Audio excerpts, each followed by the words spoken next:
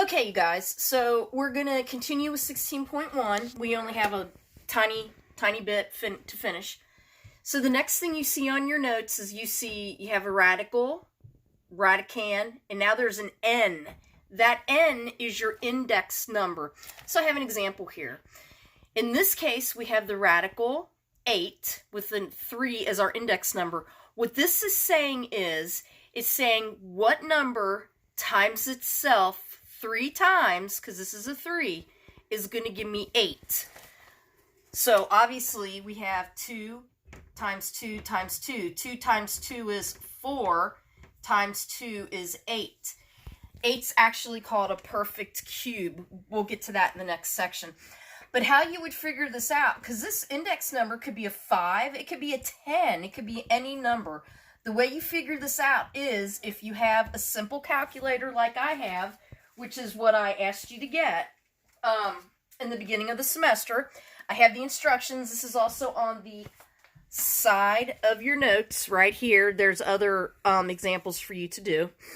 So the way you put this in your calculator is you put the radicand in first. So you're going to do 8. Then you're going to do second function and hit the key y to the x. So second function y to the x, and then you put your index number in. In this case, it's 3, and hit equal. So it doesn't matter what your radicand is, you put it in first, then you hit second function. You're using this key right here, which is y to the x. When you hit second function, like on mine it's in light green, it's hard to see. When you hit second function, you're using the writing that's above it. And if you look, you'll see that the writing above it is that. So, but it's usually just easier for you guys to remember what the original key looks like. So you put the radicand in first, hit second function, y to the x, and then put your index number in and hit equal. So in this case, we get 2. Now, there are other examples on there for you. So you can see you have the index number of 3. What is the cube? It's called cubed root. What is the cubed root of 216? So you put this in your calculator. 216, second function, y to the x. Then you put a 3 in. And when you hit equal, it should come up to be 6. Now, I do have some other examples on here. The next example is to the 4th. It's not a cubed root. It's to the 4th. So what number times itself 4 times will give me 81? So I put this in my calculator. I go 81, second function, y to the x, and then I put 4 in, and I hit equal, and I get 3. Now, when I look down at number 2, you should just look at that and go, it's not a real number. That is your answer. You just write down not a real number because it's got the negative sign on the inside. On number 3, you can do that because the negative sign is on the outside. So you bring your negative sign over, and then you put this in your calculator. You've got your 81, second function, y to the x, 4, and hit equal, and it's going to come up to 3. So your answer here, I brought my negative over, is going to be negative 3. So just, play around with your calculator. You want to be sure that you can put things in. Let me point out to you on this, that another way, we don't write this. This bit would be, what is the square root of 4? So that 2 is understood just like a 1. We write it like this. We typically don't write the 2 in there. So when you're looking at this and you're going, well, there's no index number for that. It is. It's understood to be 2. So what is the square root of 4? 2. Put that in your calculator and see. You go 4, second function, y to the x, 2, and hit equal, and it's going to come out to be 2. So, we have perfect squares, we have perfect cubes, After that, we don't have perfect anything. You're just going to use your calculator for it.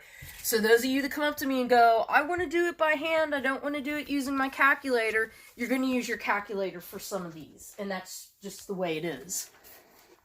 Okay, so that's the index number. We're going to do more of that in the next section. The last thing in 16.1 is a word problem. And I'm not going to rewrite this problem for you. You can read along. You have this piece of paper. So it talks about a boat is being pulled towards a dock. So a boat is being pulled towards the dock. So I have my boat.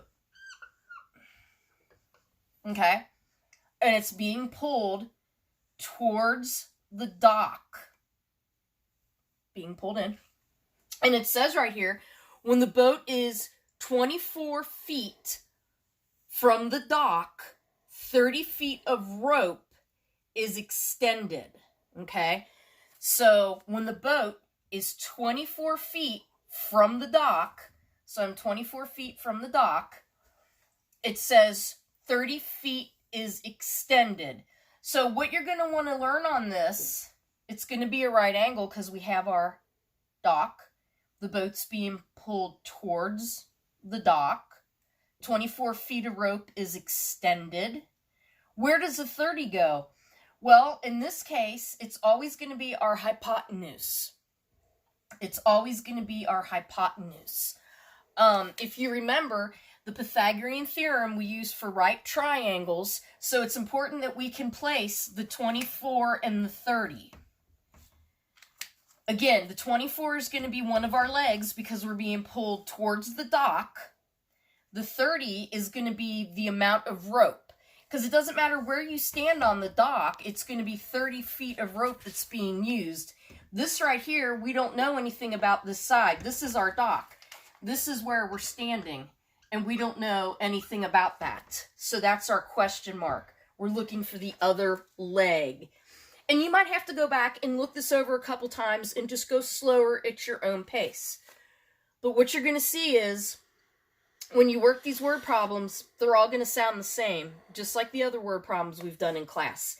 If I give you a word problem on the test that has to do with this whole idea of pulling something towards you, they all set up like this. So, and you can see it's written down on there, all of the work. You're going to use the Pythagorean theorem. You have to be sure that you substitute in the proper areas. Remember, A and B are both legs, and C is a hypotenuse. So you'd put 24 in. It could be A or B. It doesn't matter. As long as your other leg, A or B, is left open. And then C has got to be my 30 feet. Because that is my hypotenuse. If I put 30 in for one of my legs, I'm going to get the wrong answer. And then I have worked out on here exactly how it is that you go and you get it. So you've got your 24 squared, that gives you 560. Your 30 squared, that gives you 900. You just bring your a squared down. You got to solve for a squared, so you're going to have to subtract 576 from the 900. That gives you the 324. So you got a squared equals 324. And then I didn't write down exactly what I did with that. We got a squared equals 324.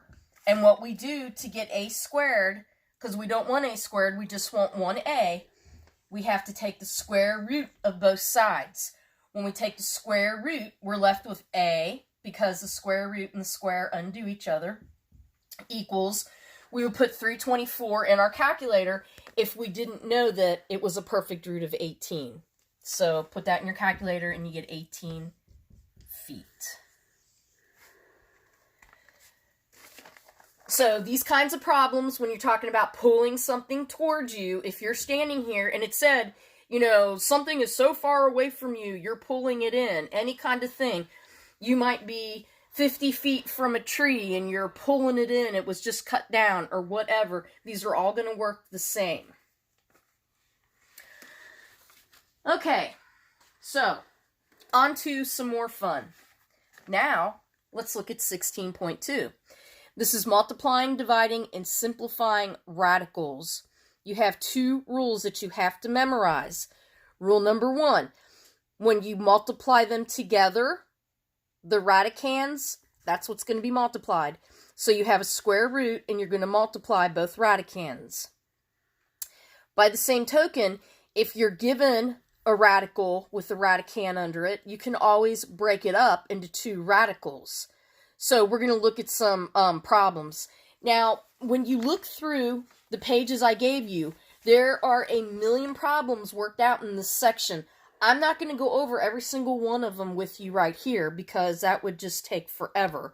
So I am going to talk about a couple out of each type, and then you need to go back and you need to look them over on your own. So this is on to 16.2. Your tests, I'm in the middle of grading. They should be done in the next day or two. I am having some internet problems. I hope to have that worked out by tomorrow. So, all right, 16.2, your first example. You have radical 2 times radical 3. So if I give you this, by the time you get to the test, you're going to know that you just do 2 times 3. But I'm going to write it out right now. This would be the work that you would show me, because this is what you're doing in your head. Your answer, 2 times 3, is 6. That radical stays there. You haven't done anything to remove the radical. It stays there. Just like on the next one. You have radical 7 times radical 5. 7 times 5 is 35. You keep your radical. This is the first rule up here that we're showing you. 7 times 5 is 35. The next one. We have radical 11 times radical A. We keep our radical sign. We have our radicand 11 times our radicand A.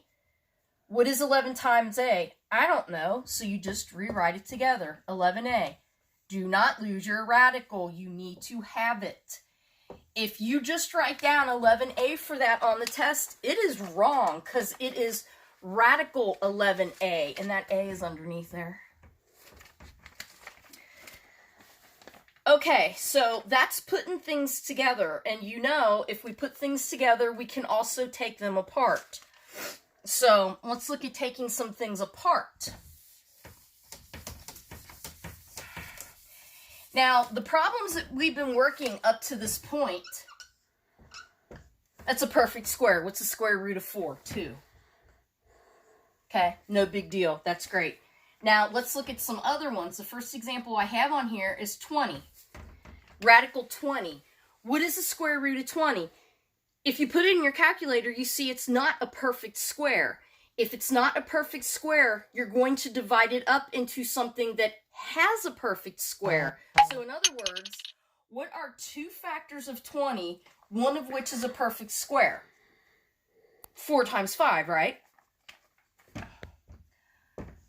Radical 4 times radical 5. 4 times 5. Are either one of those perfect squares? Yeah, 4. What's the perfect, what's the square of 4? 2. What about 5? Not a perfect square. So I just write that down. My final answer has to be simplified. This is not considered simplified because you still have that operation there. Can you multiply 2 times radical 5? Yeah. It's just 2 radical 5. So when you have one that's not a perfect square, you break it up into into factors that are perfect squares. 4 is a perfect square. What's the square root of 4? 2. 5 is not a perfect square, so I just rewrite it. Now I have to simplify my answer. When I simplify my answer, I multiply it together. 2 times radical 5 is 2 radical 5.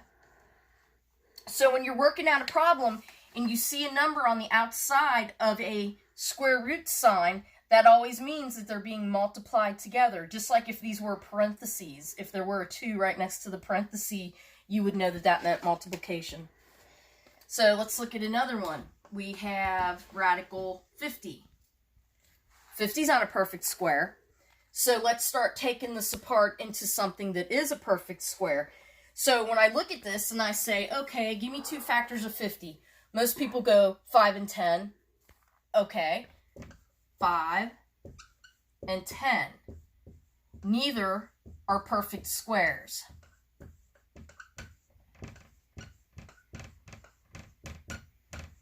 So since neither are perfect squares, I'm not going to use 5 or 10.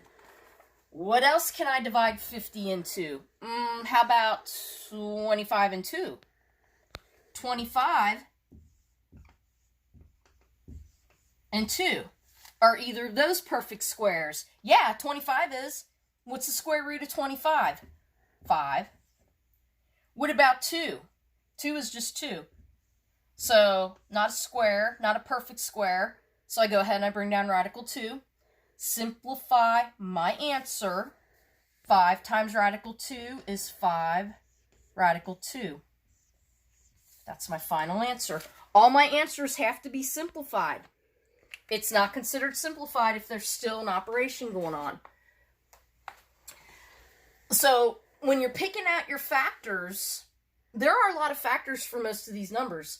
But it's not going to be correct if you don't pick one that's a perfect square. So on the test, if you pick this out and you write down neither are perfect squares, I'm going to write yes, and then it's going to be marked wrong, because the point is you have to divide this up into something that has a perfect square. Let's look at a couple more, because this is a really important idea, and you'll see why in a few minutes when we get on to the real problems for this section. So when we look at the square root of 60, 60 is not a perfect square, all right? So I need to break it up into something that is a perfect square, okay? So I'm just going to save us a little bit of time. I can break that up into radical 4, radical 15, because 4 is a perfect square. Square root of 4 is 2. I don't have a perfect square on 15. I can't break it into anything that's a perfect square because my factors would be 3 and 5, neither of which are perfect squares. So I'm going to go ahead and I'm going to bring it down. So think about it. Think about what you're doing. Yeah, so there's a couple other ones like 30. I have the square root of 30 on there, and just point this out. I don't want you to encounter it by yourself to begin with. 30 is not a perfect square, okay? Give me some factors of 30. Well, I could go 2 times 15. Neither of those are perfect. All right. How else can I get 30? 5 times 6. Neither are perfect squares. Okay. 3 times 10. Neither are perfect squares. 4 doesn't work. 5, 6. I already have that up there. That about does it in for the factors of 30. I don't have any factors of 30 that are perfect squares. And that's why I would write down can't simplify. But I better be sure that I go through all of the factors of that radicand before I write down that you can't simplify, okay? So if you can't simplify something, that's what you would write. But remember, just like on all these things that don't have an answer, can't simplify, you know, I only put maybe one of those on the test. So if you all of a sudden are writing can't simplify for a bunch of stuff, you're making mistakes. And I can tell you right now, weeks before we ever get to the test, it's wrong. Okay. So if you turn over to the back side of that page, you see your first problem. You have radical 3 times radical 15. And the instructions out of the book and on the test would be simplify. All right. No big problem. We know that we multiply these two, right? So 3 times 15 is going to give me 45. Bring over my radical. Now, I don't circle that and move on. How come? Because I have to simplify it. Simplifying the radicals is breaking them up into something that's a perfect square. So after because look at this. 3 is not a perfect square. 15 doesn't have a perfect square, so I can't reduce ahead of time. But now that I've multiplied 3 times 15, I've gotten 45. Now I have to look at the factors of 45. What factors of 45 do I have? And I think most of you right away would say, oh, 9 times 5. which works because 9 is a perfect square. Square root of 9 is 3. Square root of 5 is not perfect. I can't break it down into something that's perfect, so I just go ahead and I rewrite it. So on these problems, they give you a problem, you have to multiply. After you multiply, you're going to get one radicand under a radical. Then you have to look at the factors of that, divide it into factors that somebody's going to be a perfect square. Like this one, square root of 9 is 3. This is considered simplified. We could do one more of those together. I don't want these videos to get too long because I know that they're boring and then you're just going to tune it out. Let's look at one of these. So this is number 4. So we have 3 radical 5 times 4 radical 10. So I'm not reducing anything out here with the 3 and the 4. Those are whole numbers. Think of them as a constant. They're on the outside. You're not doing anything with them. So simplify would be your instructions. And when we say simplify, we're considering the radicals. Right now, I can't divide 5 up into factors that have a perfect square. I can't divide 10 up into a factor that has a perfect square. So I'm going to start my process. I'm going to go ahead and I'm going to multiply. So 3 times 4 is 12. I just multiplied my 3 and my 4. 5 times 10 gives me radical 50. So all I did is I multiplied. Now that I've multiplied, I have to simplify. I'm not doing anything with that 12. The simplification has to do with this radical. Are there 2 factors of 50? Or could be 3 factors, whatever. Are there factors of 50? Some of which, excuse me, some of which might be a perfect square. Well, yeah, we did a problem. We did radical 50 a few minutes ago, and we said that we can break that up into radical 25 times radical 2. And let's go ahead and keep bringing the 12 down. Can't do anything with him. Bring him down. Can I do anything with him? Yeah, the square root of 25 is 5. Can I do anything with that? No. Bring it down. Am I done? Not yet. I can simplify that, right? Those are 2 whole numbers. I can multiply them together. 12 times 5 is 60. And I just bring that down. 60 times radical 2 is radical 2. That is my final simplified answer.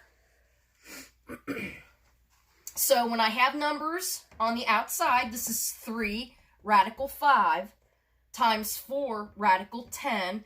I multiply my whole numbers, which is what I did there. I'm going to multiply my radicals. 5 times 10 is 50. Now in comes the simplification. So 12, I'm not going to do anything with. I just bring it down. If I do anything at all, I'm going to multiply it by another whole number. What I'm looking for is divide the 50 up into something that's a perfect square. Yeah, well, I can divide it up into 50 times 2, and then I just multiply. So go back and look at those. I think, once you look them over, it'll come to you. It should work. They all work exactly alike. And when you work enough of these, you're going to get really quick at them. So the next thing is we want to look at using the quotient rule to simplify. So we've got what is a fraction underneath the radical. So when you look at this, you're looking, you can take this apart, and that's where I want you to start. I want you to start by writing these as a separate numerator and denominator. Let me get rid of this so it's not in your way. So all I did is I rewrote this. I took this fraction and I rewrote it with its own radicals. So now I can look at it and I can say, okay, 81. Is it a perfect square? Yes, it is a perfect square. What is the square root of 81? 9. Over, is 16 a perfect square? Yes. What is it? 4. So this mess can be simplified into 9 over 4. Can I leave it as 9 over 4, or do I have to go ahead and make it a mixed number? No. You can leave it as an improper for this. I'm perfectly happy with that. If you can go from this to this, that's great. You wouldn't, and why you lose your radical because you took the radical of, you took the square root of 81. So you should not have this. If you wrote that down, that's wrong.